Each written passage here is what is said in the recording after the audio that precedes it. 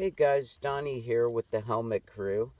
Solutions in a Global Crisis on 2/28/2020.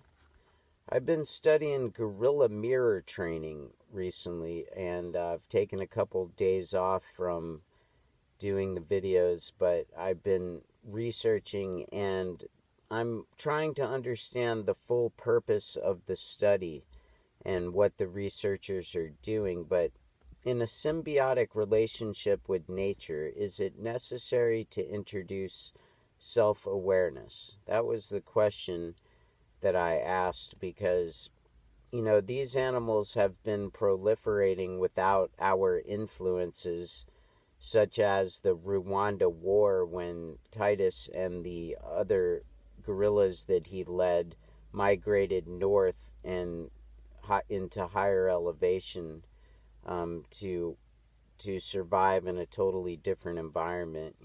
Is it beneficial to proliferation, this mirror training? Those were just a couple questions I kind of posed on it. Humans consider presentation to be highly important in social success.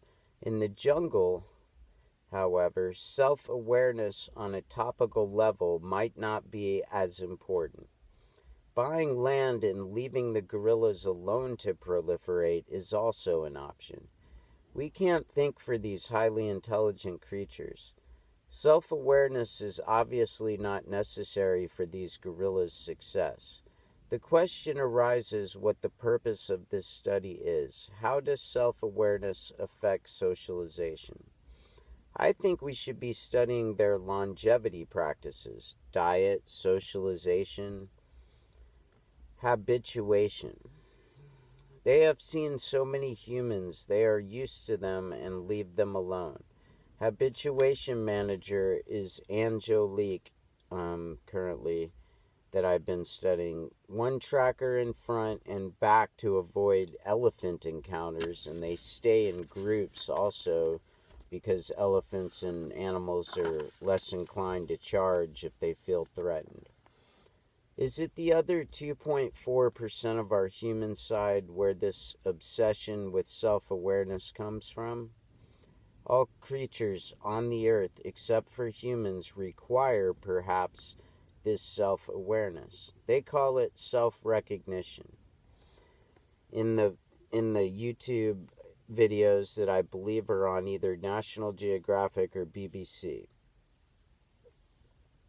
So, I think if we consider them highly intelligent, then they can most likely recognize themselves in a mirror, is my point.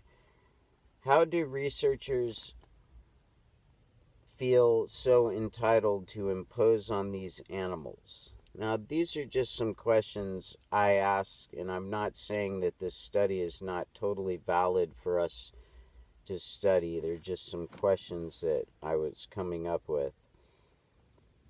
Healing centers for these animals in sanctuaries, I think, is more important for their perpetuation and, for their proliferation.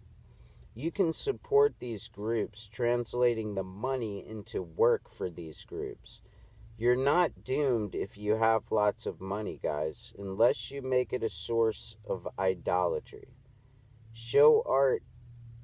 So I have showed you some of my gorilla art, and I'm going to figure out where I can sell that online so that I can basically utilize the proceeds to go to all those places that I showed you. But have a great night, guys, and I hope you enjoy the rest of the evening. Thank you. Loving you.